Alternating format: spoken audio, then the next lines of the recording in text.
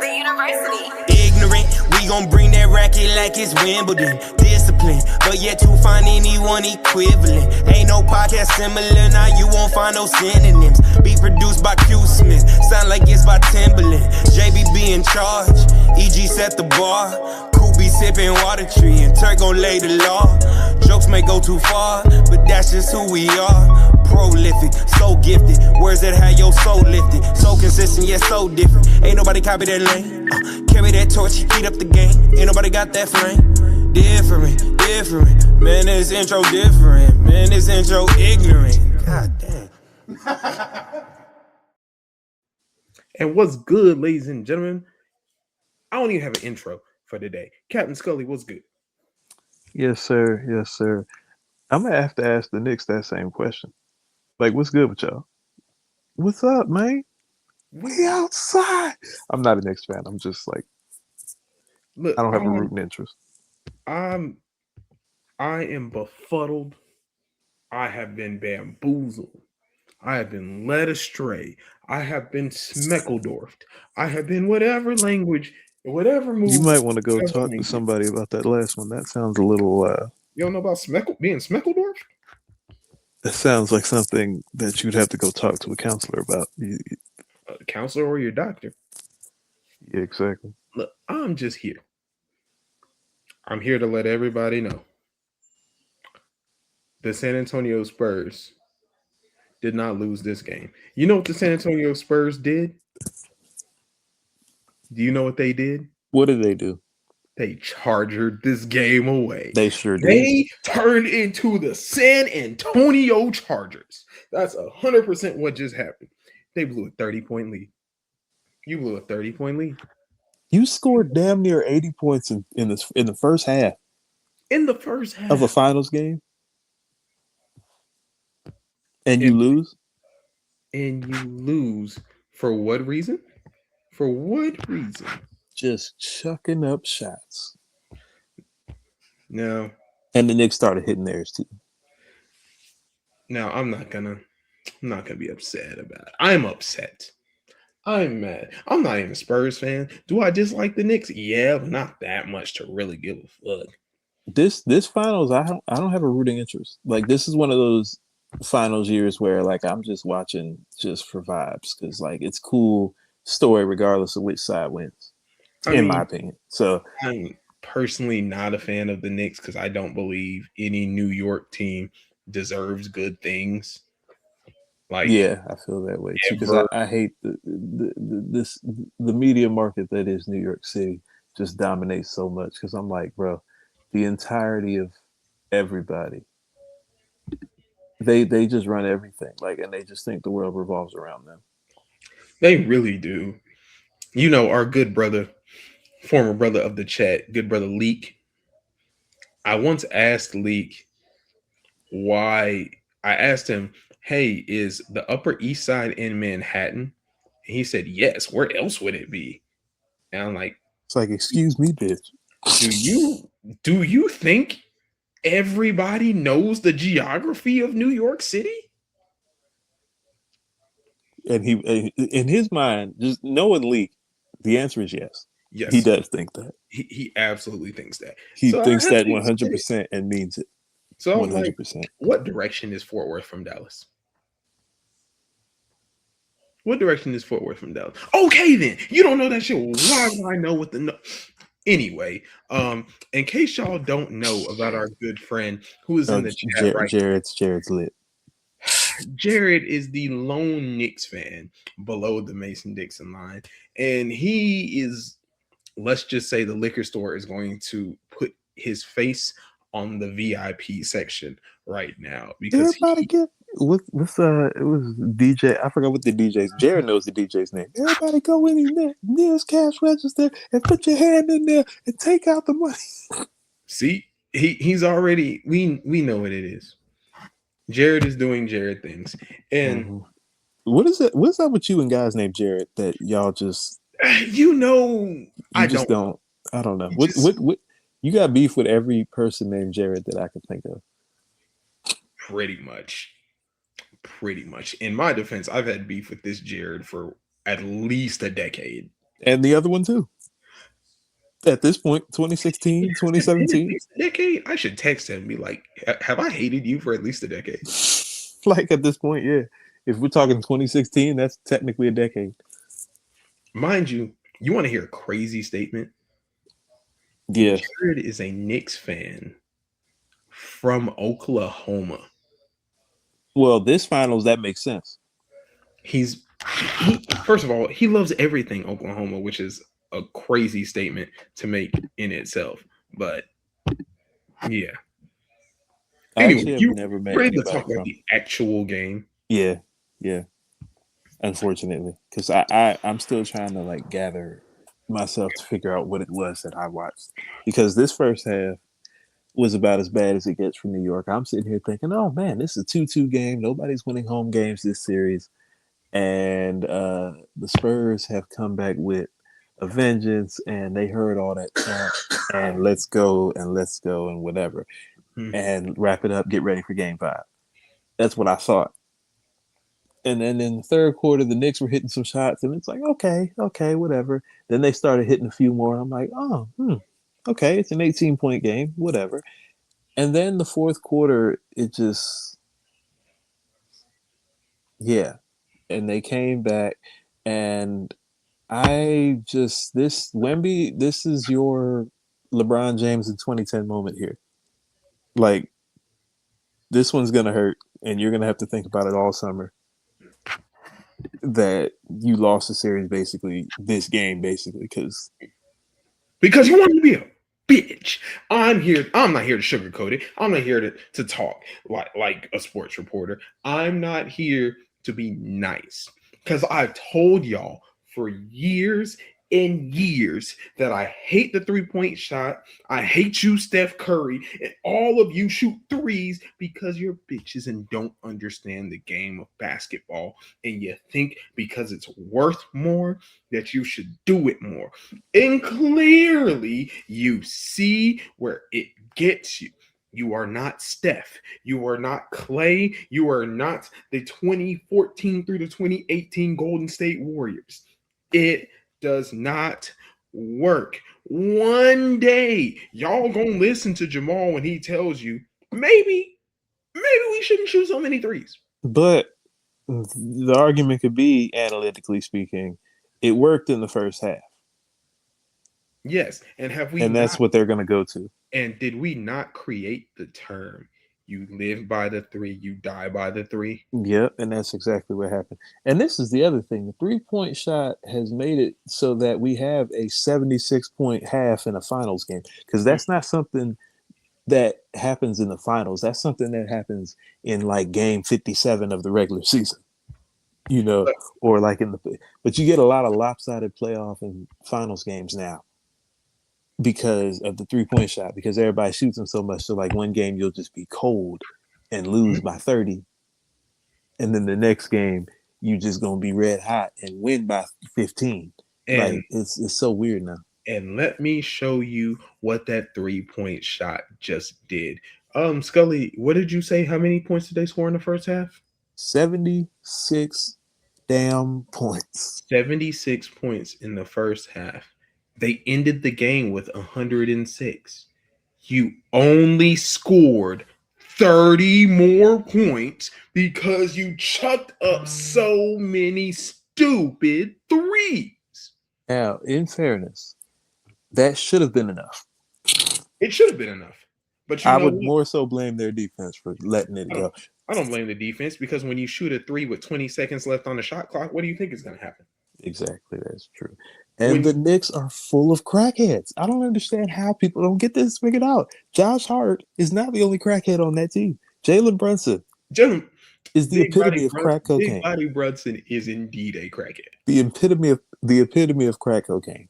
Mitchell not Mitchell Robinson, well, him too. But they feed off of the crackhead energy of New York Knicks fans. So like Jared, all the way from Oklahoma, they could feel his spirit energy, like Dragon Ball Z, or like freaking Demon Slayer. Shout out to Yu Yu Hakusho. Demon Slayer, or Sailor Moon, or Yu Yu Hakusho or any of the other animes that we watched. While Jared is here, I would like to give a quick shout out to the UCO, University of Central Oklahoma Bronchos. I know what I said, but when first of all, I'm going to act like Paul George, and I'm gonna act like a hater real quick. It was a bad shot. That last shot that Jalen Brunson took, that was a horrible shot. That was the worst shot I have ever seen to try to ice a game. And as a coach, I would still cuss him out, even though we won the game. No, you know what it was? They drew that up. They drew up a 2-for-1.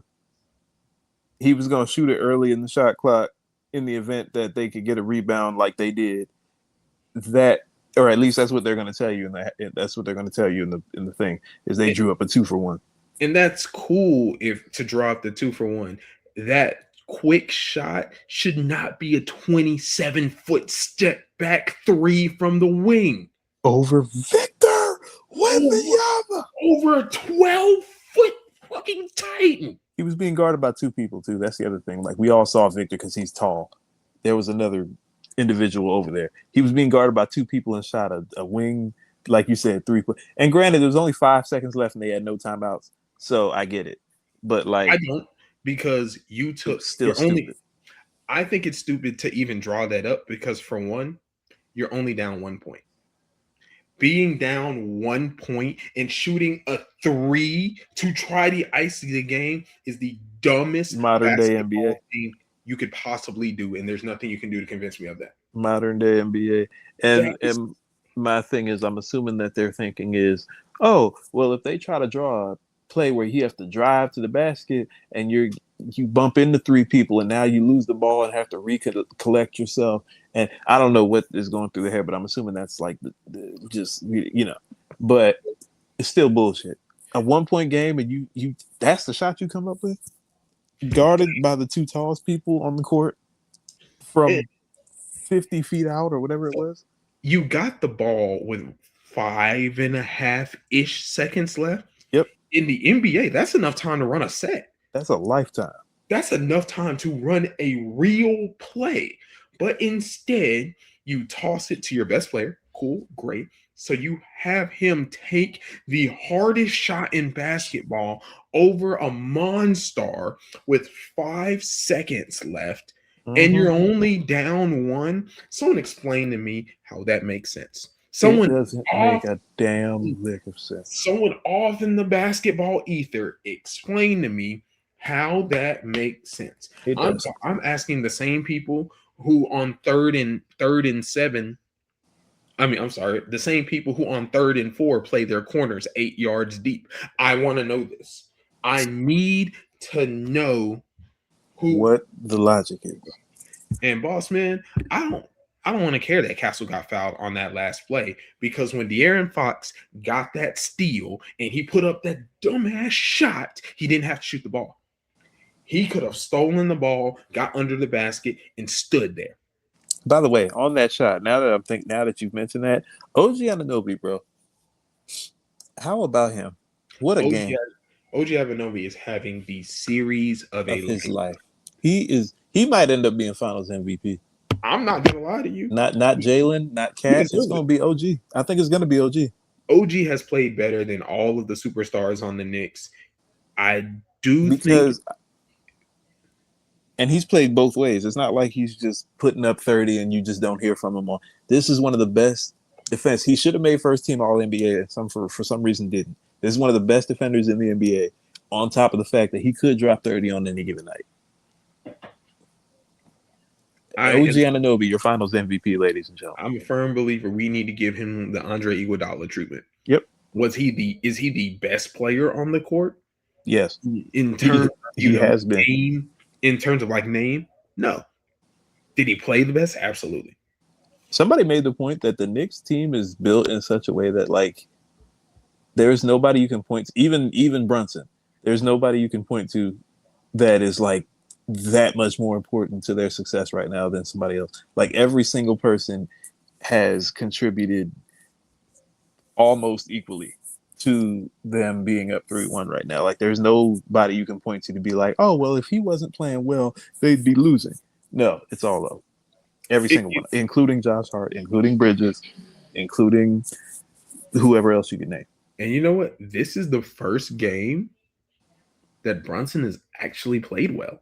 Yep. And it almost didn't matter. It almost didn't matter because he took the worst shot in basketball history. And I gotta ask, you asked this question, somebody else asked this question, because we saw it on Twitter. If the Knicks at this point when the Knicks win the championship, if somebody other than Jalen Brunson is MVP, does it prove Becky Hammon's point correct? We mentioned this last episode. And you know, like, does it prove her point? Look, especially if he would have knocked down that shot. Like, imagine he hits that shot over Wemby and that other person. Then Becky Hammon got to shut up. Actually, shut right the hell up. Not even say nothing. Let me take that back. Becky Hammon doesn't have to shut up because 3-time finals champion. Yeah. Even though it was a big shot, she can always say, cool, great. He made a great shot. Where was he in the other 3 games? And that's what I'm saying. I'm like, if they win this championship, I don't know if anybody can realistically be like, well, Jalen Brunson. No, it was a group effort. Yeah, and like the point I made about you can't be under 6'4" because I'm like, because we've all agreed, has Brunson been clutch? Absolutely. Has he been good? No. Up until tonight? Not till tonight, no. And that's what I've said. He'll hit like a tough jumper over 3 people in the fourth quarter when the game is on the line, and you can count on him for that. But like the first 2.5 to 3 quarters, it's a mixed bag. You might get 12 or 15 shooting, you might get 2 or 15 shooting. You don't know. But that fourth quarter, when them fourth quarter lights hit, you know he's gonna hit a tough running floater over 3 of the tallest defenders in the NBA. And see, and that's the reason it aggravates me so much. That's the recency bias that sports now gives us. We will forget that, hey, Jalen Brunson has only gone 6 for 18 tonight. That's not a good game. But he hit his last 3 shots, and they were all in the super clutch moment that won the game and gave them the lead. I was about to say, everybody's better than Jalen Brunson until it's time to be better than Jalen Brunson. So you can point out all your favorite point guards and how better they are than him until you point out the fact also that he's beaten them all, except for Tyrese Halliburton. He hasn't beaten him yet. Valid. He hasn't beaten him yet. Look, I think we need to flip on over to, it's time for the Victor Wembanyama. I'm not gonna say hate. I'm a call it hate. So he's going through his humiliation ritual. I do not hate you, Wemby. You fall in a category of players that I hate right now. So for those of you who do not know, it's the circle of life in basketball. For those of you who do not know my backstory, I am the son and the product of a point guard. My dad was a pretty good point guard back in the day. And his pet peeve is you 6'3". My dad ain't 6'3", dog. That's what I'm saying. How does that work? Anyway, go ahead. My dad is 5'11" on a great day. Like, that's okay. That makes a little Jeans are weird. Jeans are weird. Anyway, his pet peeve was he hates soft big men. And I think I've inherited that from him. I'm not calling Wemby soft, but in the new era of basketball, y'all know how much I hate the 3-pointer. I hate a 7-footer that thinks he's 6'2". That's why I hate Anthony Davis. That's why KD pisses me off from time to time. I understand KD is not a big. I understand that. But there are times where I think he forgets he's 7 fucking feet tall. And when is that? KD is the lone exception. Everybody else, I'm with you, but you lost me at KD. There are times where KD should play a little bit more like Dirk than Carmelo Anthony. Just throwing that out there. Okay, that's fair. So what I mean is, I understand these guys aren't Shaq. These guys aren't Tim Duncan. These are not back to the basket bigs anymore. I get that. But I think dudes need to play more like Dirk if that is their game. Was Dirk a great shooter? Absolutely. But you know what Dirk didn't do? Dirk didn't spend his time around the perimeter like he's 6'3". Dirk started at the elbow and then started to work out, just depending on how the offense was going that possession. Dirk wasn't trying to dribble out on the wing against a guy a foot shorter than him. Yeah. And that's what pisses me off about Wemby. That's what pissed me off about the Spurs. De'Aaron Fox. I've been defending Fox this entire series, and I don't know why. I don't know why. Castle is the only one who seems to understand that go to the basket. And it's so funny because, like, people say that, but then at the same time, when somebody like a Giannis Antetokounmpo, and then people are like, oh, well, he doesn't have a bag and he should develop a jumper. Like, no, he scored 50 in the finals without shooting a single three. You don't need a three-pointer. You know what you need? 15-foot elbow shot. Yes, you could use that. Or you could use just a slight. And I think the other thing with Victor Wembanyama that's so funny, everything he does feels like it's in slow motion because he's so big. Mm-hmm. So it's like you think he's moving at a slow pace, but it's like, no, he's 7'5", so those limbs are taking a long time to get to where he's trying to go. And that's why another thing that I have disliked about the Spurs and Wembanyama this series, why is Wemby guarding guards? Because he's getting his lunch money taken by Karl Anthony Towns. Agreed. Ain't no way I'm letting my 7'5" guy guard guys who 6'3" and leaving their 7-footer to be guarded by my 6'5" wings. That is definitely a flaw in their team. Somebody mentioned it. If they're going to do that, like Boss Man said yesterday or whatever day it was, if they can do that, and that's okay, but you need to have a bruiser in there to cover ground for him. Like, if you're gonna have Victor out there guarding the perimeter, you're gonna need somebody in the paint to get dirty. You're gonna need a guy. I don't even know who it is at this point, but you're gonna need somebody like a no-name guy to come in there and collect fouls. Like, they technically have it with Luke Cornett, but you can't play the two of them together on the court together. But like, you would need somebody like slightly better than Luke Cornett, who just comes in there and just mucks it up. Yeah, you need somebody out there. And even I disagreed with the final defensive possession where you left OG Anunoby away. I mean, when he was inbounding the ball, you didn't have anyone to cover him up. You didn't have your big or anyone just having hands up, waving, trying to disrupt the pass. You let him get a free pass off, and who'd you lose to? I'd argue, and that play made me think of, remember the Heat and Spurs in 2013 when they took, who was it? They took Tim Duncan out, and Chris Bosh gets the rebound, gets it out to Ray Allen, and he hits the shot in the corner that helps them to go on and win it overtime, which I'm sure you remember well. So absolutely, this is what makes me think of that.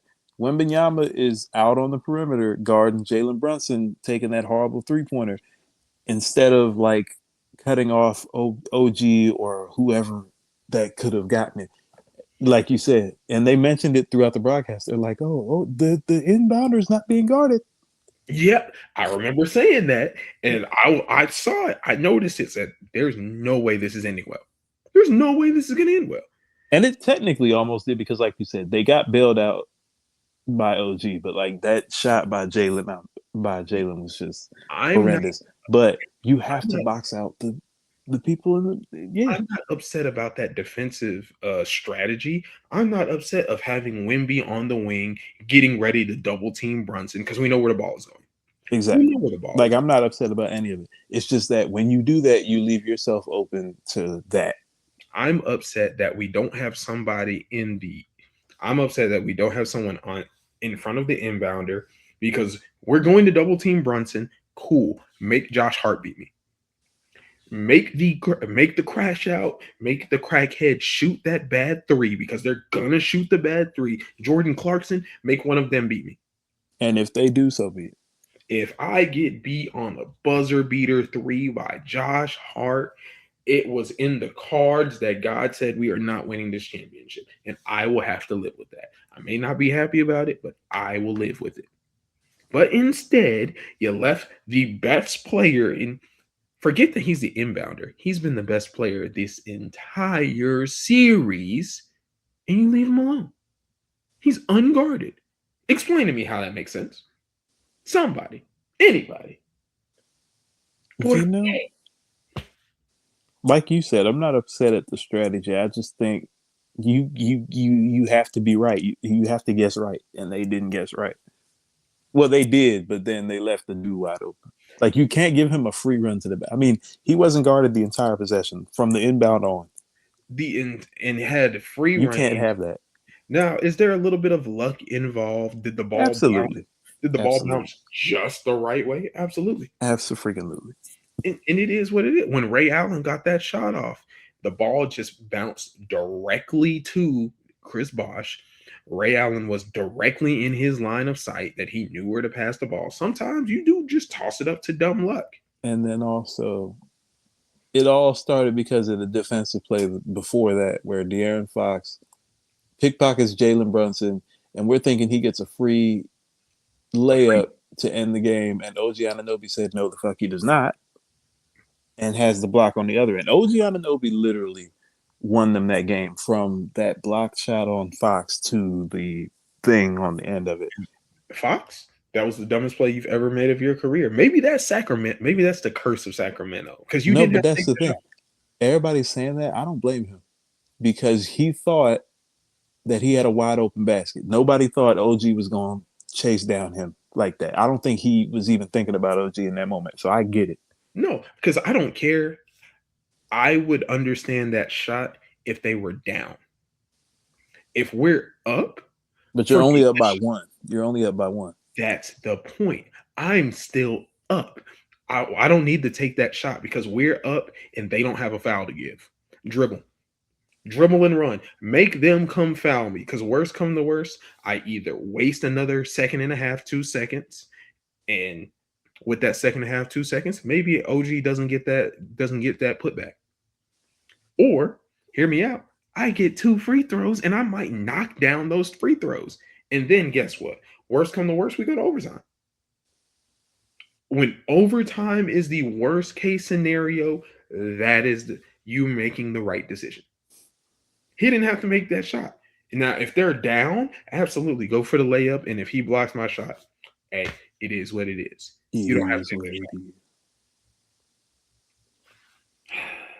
shot. Well, that being said, it is 3-1 Knicks. 3-1 Knicks heading back to San Antonio with them big old women, as Charles Barkley would say. And now we're going to move on topics because I'm going to have an aneurysm because I'm pissed. Just not even my team. That's just stupid basketball. Stupid basketball pisses me off. It's terrible basketball. Anyway, Captain Scully, you wanted to talk a little bit about the World Cup and how the United States and FIFA are being the United States and FIFA. Exactly.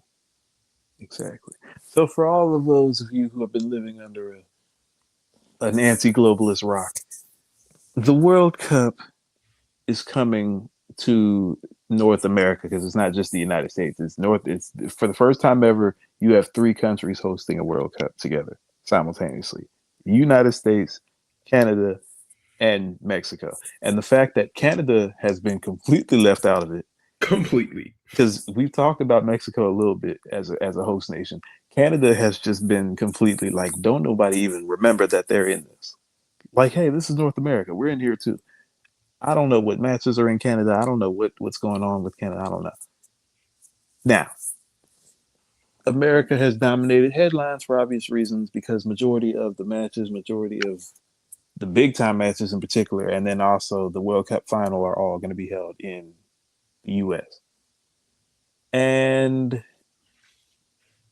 when FIFA's involved, there's already going to be a hot mess because FIFA somehow, for those of you who are not aware of FIFA's track record, they are. Imagine if Sally Mae and the mob and like the Illuminati, just imagine all three of them sat down at a bar together and had a big old orgy. They created FIFA. What the NCAA thinks they are, Is FIFA FIFA. is. Yeah, the NCAA. I forgot about them too. So FIFA is one of the most corrupt organizations on the entire planet. Like, just they had the United States 10 years ago, roughly, blew up their spot and had several members arrested for corruption, and a bunch of people went to jail. And here we are 10 years later, and literally nothing has changed. For everyone that says they hate American capitalism, FIFA might do it better. They really might. And FIFA's unashamed in the way that they go about their business. Like, they work with some of the worst people in the world. Like, they've flat out said before, like, it's easier to work with dictators because dictators like get stuff like, oh, you don't have to go through, like, oh, if I want a stadium in this place and I want it built a certain way, I don't have to go through a bunch of zoning committees and a bunch of stuff to get it done like you would at like in certain countries. Certain countries, I can just go straight to the leader and he's like, all right, bet. And we're going to build this goddamn stadium. We don't care how much migrant slave labor we need. We're going to build the stadium. We're going to get the stadium. Right. And then they have a bunch of like stringent rules with like rights and all this stuff. Now, I say all that to say the United States, for those of you who don't live here, are currently going through the series finale, if you will. Like, it's pretty dire right now. Donald Trump wants to be a dictator, and he is doing everything in his power to become one, and nobody's really fighting back. And he's doing a lot of stupid stuff. Like, already, it was bad enough that they were having this World Cup here because the American public and American politicians don't believe in guardrails. They don't believe in public transportation. They don't believe in public services of any kind. So there are a lot of people who are flying here thinking, oh, they're flying to Boston thinking that the Patriots Stadium is in Boston. And no, it's not. Or like the people who are going down to Jerry World thinking, Jerry World is in Dallas. No, it's not. You're in Arlington. And not only are they playing there, the teams that are stationed here and practicing thought they would be stationed in some nice facility in Dallas. No, you get Galveston in that dirty ass water. Now, granted, a lot of the teams are being like housed in some of the football facilities. If y'all know anything about Texas high school football, their facilities are small colleges. Yep. Like the Netherlands, they're being stationed. One of their facilities is Mansfield High School Stadium. Mansfield High School Stadium is amazing. It looks like a small D1 to a D2 stadium. Like, it's really nice. And Mansfield ISD has plenty of money. Believe me, they have an indoor facility. Their weight room looks better than a lot of pros. They got it. But that doesn't change the fact that Mansfield is not even in Dallas County. Mansfield is in Tarrant County. From downtown Dallas, Mansfield is probably 40 minutes. Right. So we have that in mind. And then there's a bunch of other shit that just keeps going wrong. Like, for example, the FIFA, back to FIFA corruption. FIFA are just a bunch of pimps. Like, they're just getting as much money as possible, squeezing all the money that they can. These ticket prices are some of the most egregious, diabolical, horrendous prices I've ever seen in my life for anything. And they keep playing in people's faces because every now and then people will complain enough to get them to be like, okay, we'll give out like 60 free tickets, which is still fucking ridiculous. 60 free tickets. Which is nothing. And then the free tickets that they give them is like some bullshit. Like, oh yeah, like you get them, but it's not even actually where they said that they're going to be. And then they do it where it's like, oh, it's certain like super fans get them, and then also then they end up not working anyway, and then they get overbooked. Okay, bullshitting us. And then now you got multiple investigations opening, like in the states of New York and New Jersey, about their ticket price practices. You that happened. Okay, then, but like we said, we mentioned the U.S. and Donald Trump.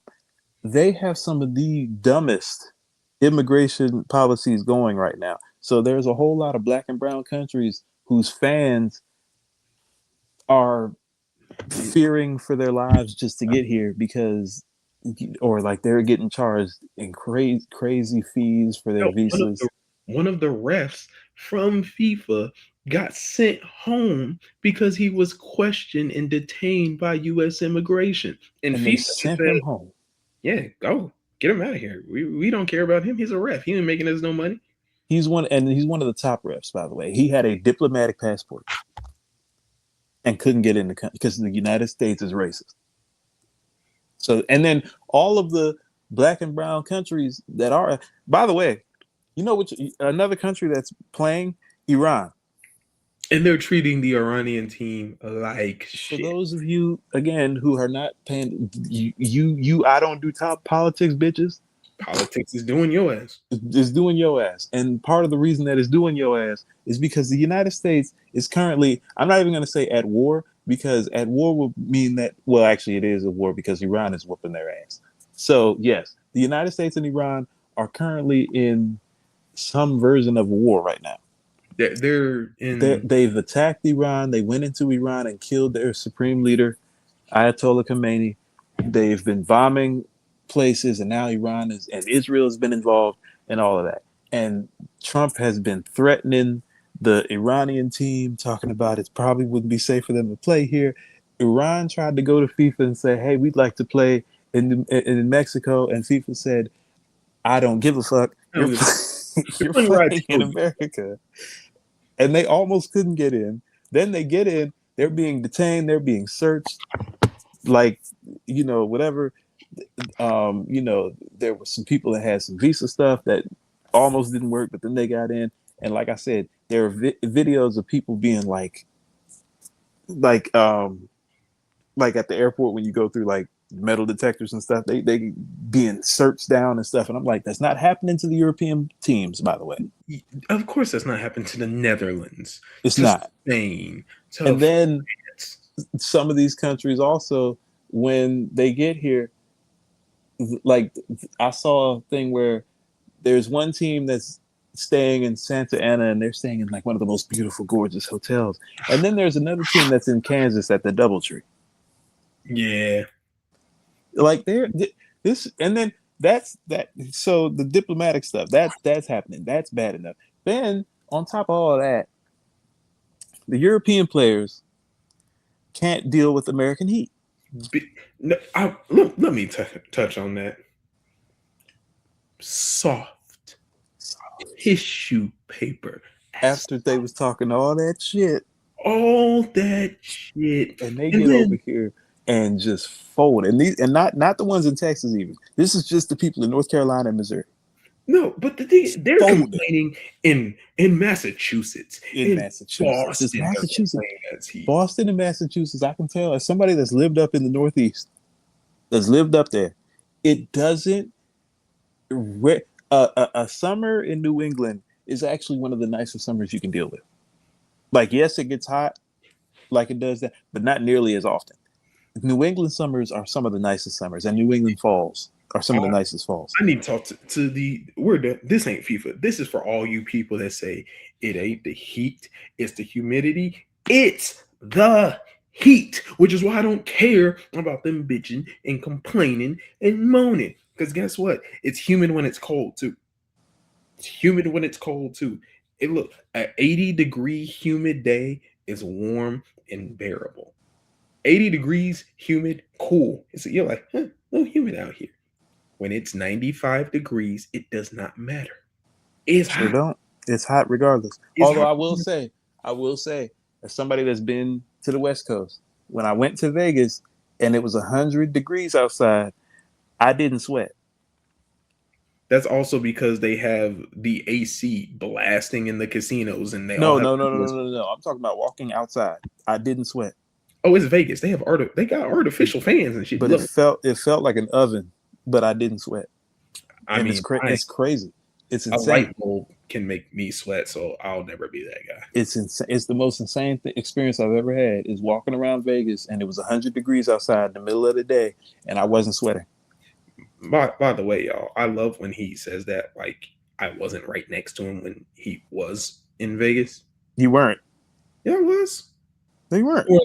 You weren't at NABJ in Vegas. Yeah, I wasn't at an ABJ. I'm talking about when I went. I wasn't there. You were there in Chicago. I was there in Chicago. Now, and saw me sweating like a child. Now that was humid as hell. But also, you didn't hear me complain. It was hot. You heard me say, "Damn, it's humid." Yeah, which makes sense because they're right by the lake. Right, that's an ocean. You still can't convince me that's not an ocean. It's the closest thing you'll get to one. I've seen it. Anyway, but the point we're making is like this whole shit show in the United States better never host another World Cup ever again. Just let it be in Mexico.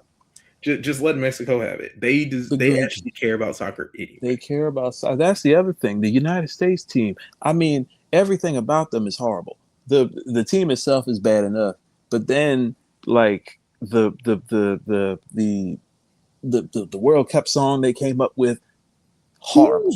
Bright idea was to get jelly roll. Country, like which America's being represented here?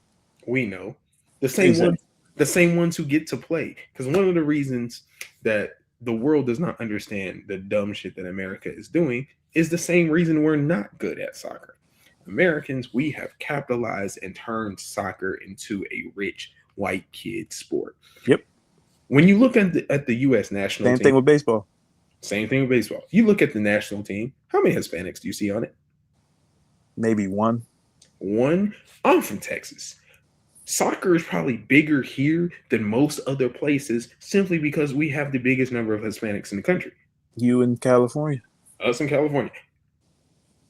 I know some of the best soccer players in the area are Hispanic. You can't tell me none of them at the higher levels deserve to be there, but they don't, because we turn soccer into a rich white kid sport opposed to everywhere else in the country. Soccer is the most accessible thing to them because when you think about it, soccer costs a ball. And it shouldn't be this because like around the world, like when you look Brazil, especially because they're the soccer capital of the world, all you need is a ball and a net and a big field somewhere. You don't even need grass. Sometimes you don't even need a net. You can say you just need a tree goalpost. Yep. If you hit the tree, that's a goal. We don't care if the score is 20-80. And then they get the academies, and they get in the academies, and they're in there, from like 14 on, whatever. But that being said, there are a lot of like storylines to this World Cup far beyond the bullshit that the U.S. and FIFA are doing. Like on the actual pitch, there's a lot of cool stuff out here. For example, this might be the final run for two of the greatest to ever play the game in Ronaldo and Messi. Like this could be should be, probably will be, definitely. Ronaldo's is definitely his last. Mm-hmm. Messi feels like he could play until he's 100, but this would probably be the final World Cup for the both of them. This is like seeing LeBron and Jordan duke it out for the last time. Or like LeBron and Kobe or something. That's what I meant. LeBron and Kobe. You know. Yeah. Like it feels like, or like LeBron and Steph. It probably is what it. Yeah. These two are two of the greatest to ever do it. Two of the greatest athletes who have ever graced planet Earth. Right. Incredible people. Then you also have the defending world champs in France. And they're basically just Africa, European. Africa 2.1. Right. Brazil's always going to be a favorite. You wonder if they're going to do it this time, but it feels like they're kind of starting a little bit. And somebody else made the point that like soccer rivalries are just better than like the World Cup rivalries are just better. Let me explain to you why soccer rivalries are better. Because these are not sports. Why does Ohio State and Michigan hate each other? oh, because our states are right next to each other and we've just always played each other. There's bad blood. Oh, there was a battle for the city of Ohio. Why why does Iraq in England hate each other? Because England occupied and killed millions of Iraqis Like we could get a for final between decades. England and Argentina, and it's like just go back to 1973 in the Falklands War. Like If we get a Germany France final, this is World War II get back. we could get Israel. Well, no, Palestine didn't make it. Damn it. No. We could get Belgium. We could get Belgium in the Congo. We could get name an African country in England or France, and this Right. is get back. This is not a The get. U.S. and Iran. This is war. Literal. That's why soccer rivalries are better. It's geopolitics. Do y'all remember? There's people that don't know. The Ivory Coast literally stopped a war in their country because of a World Cup run. Mm-hmm. Like there was a civil war in Ivory Coast, and they made a deep run in the World Cup in 2002 that literally saved the country. And we think the Super Bowl is important. And y'all niggas worried about the Cowboys and Redskins or whatever. Like, what? Hey, get out of here, bro. It's not even close. We'll why talk soccer more is a about great the game. World Cup as it continues, and we'll see more bullshit. But we want to take the last part of the show to make sure we keep the Ignants flowing because we've been pretty serious this show. So we're gonna just talk about a few overrated things, some things that they not as good as people want to believe. We've gotten a lot of traction on the clip where I said I think Tupac is overrated as a rapper. I said what I said. I still can't believe you said that. Hey, Shit. neither could a good chunk of the 500 people who watched that clip. But hey, Even though I get where you were coming from. So see, that's you get me. So I'm back on another one. While we talking about overrated rappers, Drake. You've been on this though. This ain't shocking. Every single episode that he drops an album, you've been on this. So I'm with it. Look, I've said it before. He even told us. Buzz Buzz so big, I could probably sell a blank disc. did. And he has multiple times. Sold 3 of them. These last 3 albums, extremely forgettable. They sound exactly like Drake should. Again, let me give my premise. Let me tell you, overrated does not mean bad. It just means not as good as you get credit for. It means exactly what it means. I'm not going to say that Drake is not one of the best artists of our generation. I'm not going to say he's not one of the best rappers of our generation. He is arguably, minus Michael Jackson, the greatest hit maker of all time. Yeah, he's top 3. You can argue who he should be above and below, and we're not really here for that. But let me tell you, the last albums he made that were just blank disc. Loverboy sounds like he tried to make 15 club bangers, and that's not how you make a good album. Iceman was literally just him throwing stuff out there. And he gave 3 albums, which all it did was give the Chris Brown Crackhead 50 track album effect. And honestly, what he did with doing 3 albums was get out of that deal with UMG. But we've already played that game before because he did that with If you're reading this, it's too late. If you're reading this, is too late. You already got out of one deal, so now I'm supposed to feel sorry for you for getting out of another one. You did this to yourself twice. So It's gonna be interesting. Drake, yeah. Okay. All right. So as far as overrated, what's the topic? Anything. I got you. All right. I've said it before and I'm gonna say it again, and I don't give a damn who gets upset. The Attitude Era was overrated.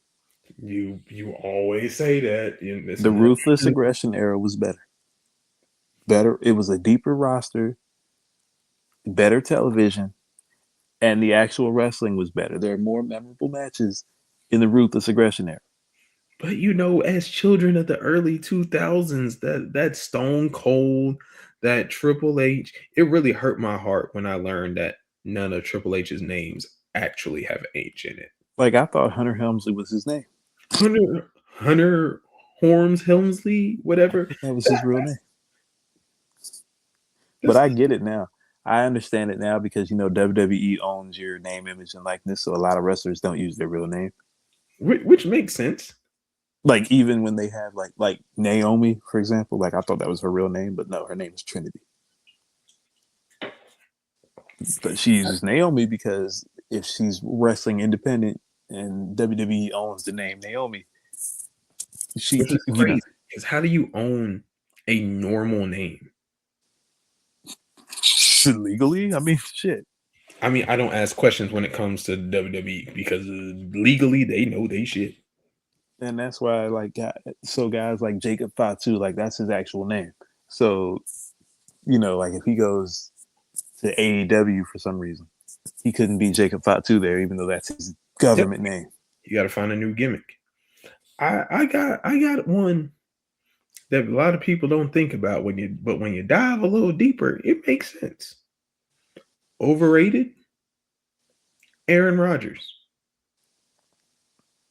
Not crazy to say at all. Hold on, because I got receipts. Aaron Rodgers has won Super Bowl. Cool, great. Like I said, overrated. It don't mean bad. Clearly, Aaron Rodgers is not bad. Did you know Aaron Rodgers is 1 in 4 in NFC championships? Yeah, I mean, some people will just look at the fact that he went to 5 of them. And you lost 4 out of the 5. But okay, cool. You went to 5 of them. Did you at least play good? Did you at least, do your thing? No. In 5 NFC championship games, he threw 9 touchdowns and 8 picks. He threw a pick in every single one of those games. And 3 out of the 5, he threw 2 picks. And we all remember that epic meltdown against Seattle. That is probably the most memorable one. So I'm sorry to say, Aaron Rodgers, you going in the overrated list. I got one better. I'm going to do one better than Aaron Rodgers. Eli Manning, come to the front of the room. Over fucking rated. And I know what everybody's going to say. Oh, well, he beat Tom Brady twice in the Super Bowl. Congratulations. Give him 2 cookies. I don't give a damn. Those 2 Super Bowls have saved his entire legacy because without him, you're telling me, look at this man's numbers. A man with a winning record all time of 500. 500. A man who threw multiple 20-plus interception seasons.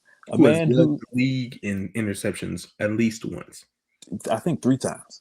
3 times he led the league in interceptions. He didn't have winning records for a majority of his career. Most of those 2 Super Bowl runs came on 9-7 and I think 8-8. With a top 10 defense both times. With top 10 defense both times, with top 5 to 10 running games both times. They looked awful in a lot of the games he was playing,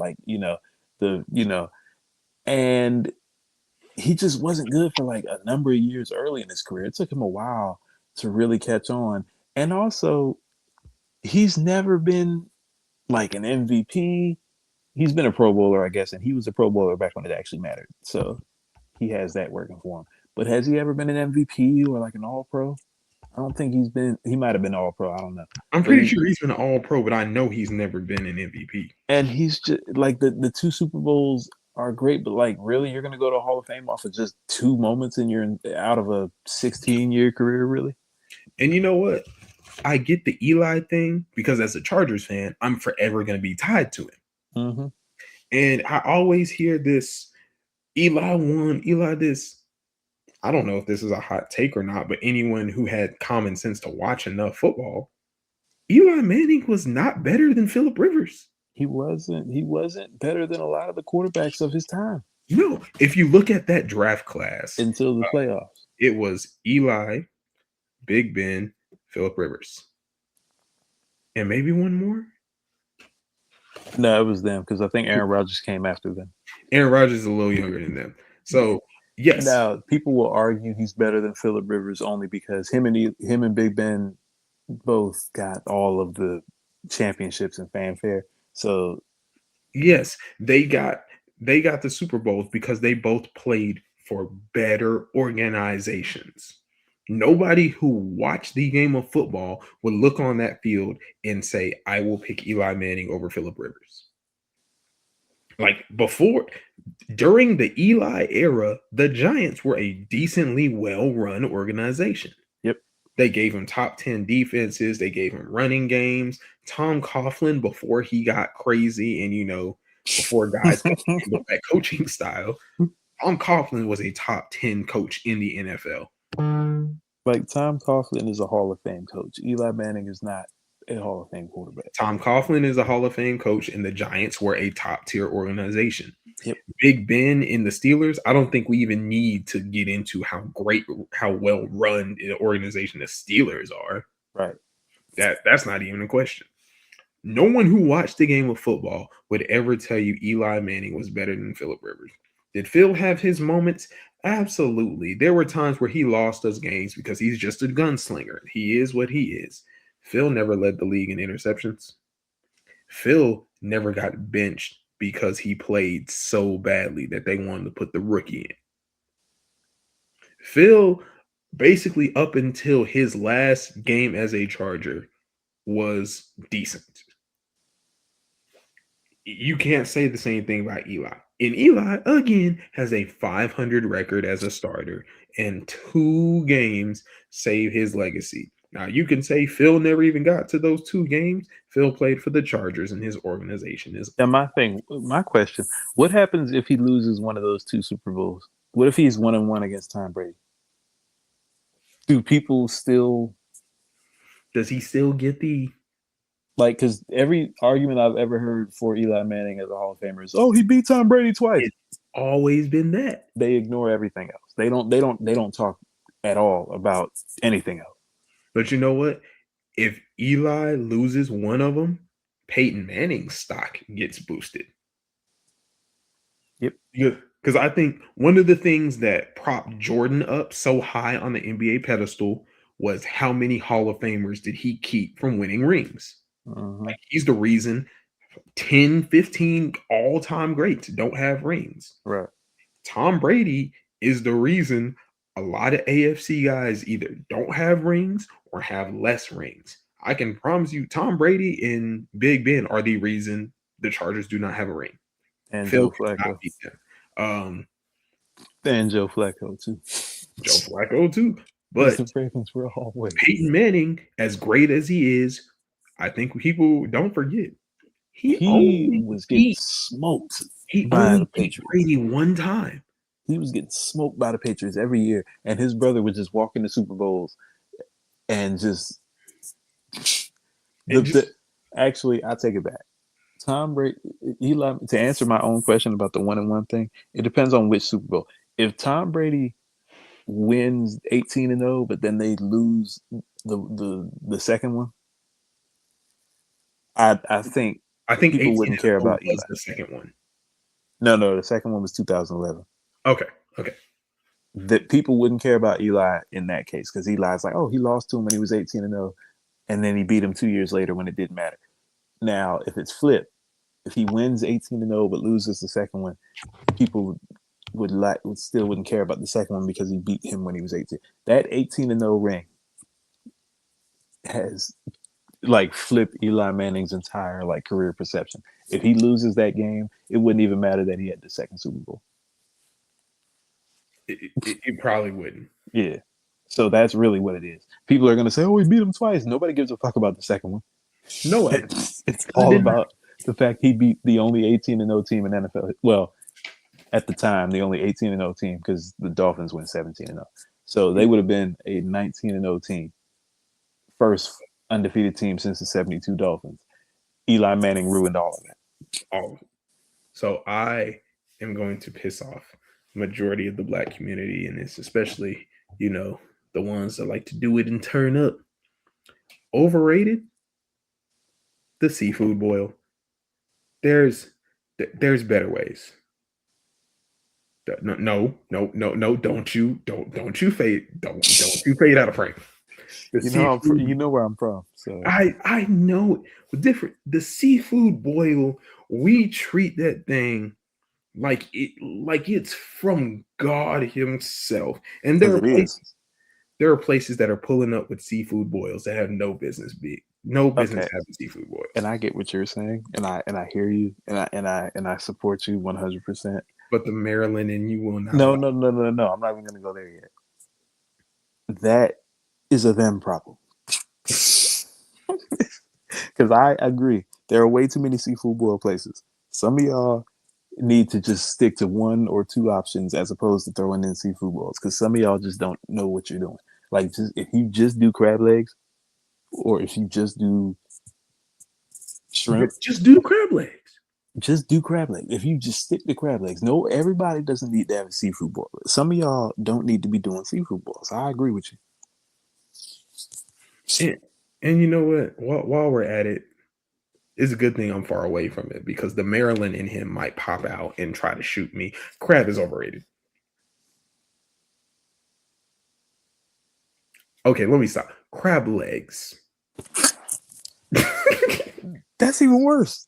It's a lot of work for not a whole lot of meat. No, I'd say that for crab, like the body part, like the not the legs, but the Look, I like crab cakes. yeah, that's different than yeah. Crab legs are incredible. It's the other part of the crab that is overrated to me. When people be eating like the horse or not horseshoe, nobody eats horseshoe crabs. Hopefully, when I people eat crab. the The you crab, know the crabby crab, not the yeah legs. Crabby crab. yeah like the one that walks sideways. Like when people be eating those, I'm with you. Crab legs though, I can't dipped in some hot butter and see. That's the cultural differences. We just not going. because you had me at crab, so I was like, okay, whatever. You made and then you doubled down and said crab legs. I'm like, no, no, no, not I you. can't. It's just not for me. See, I try my seafood with as little work as I like my food with as little work as possible. I see that, but I look at crab legs the same way as eating something else. Basically, sometimes you just got to put a little work in. Sometimes you got to crack it open, And you essentially, know, you got to get cracked and do the slurping. cracked and slurped and eaten in the inside And sometimes with a little butter. with a little butter.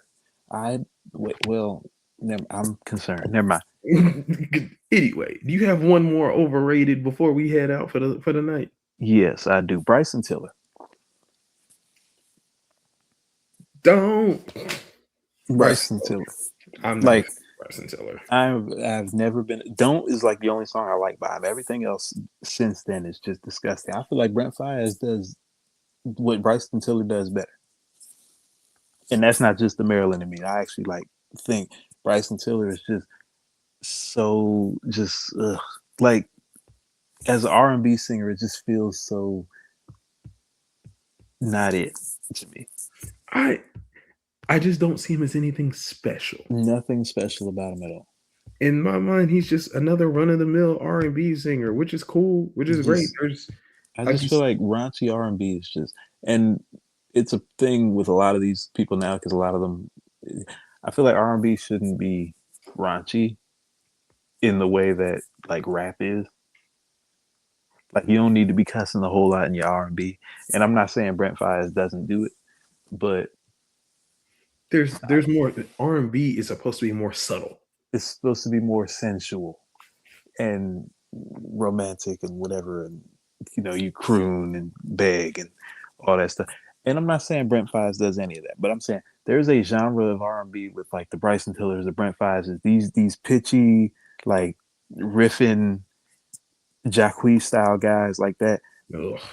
And there are a lot of them like that, and there are certain ones like Brent Faiyaz, for example, who I think just do it better than the Bryson Tillers and Jacquees of the world.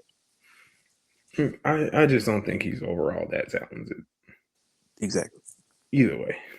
But ladies and gentlemen, thank you for tuning in to the one and only D1 Ignant University podcast. We look forward to coming to you whenever the hell I feel like it because the Spurs piss me off. Captain Scully, you got any final thoughts for the people? Fuck Texas Tech. Fuck Braden Sorsby. Fuck that Asian man that got off for killing that young black man today or last week. and fuck the justice system in America. That's just me. What he said. We gonna come at you again for the next game of the NBA Finals because whatever. Again, thank you, ladies and gentlemen, for tuning. I'm so pissed I can't even do the thing. So, like I love to say at the end of every episode, keep learning, keep living, keep loving, and we out. I'm gonna hit the button.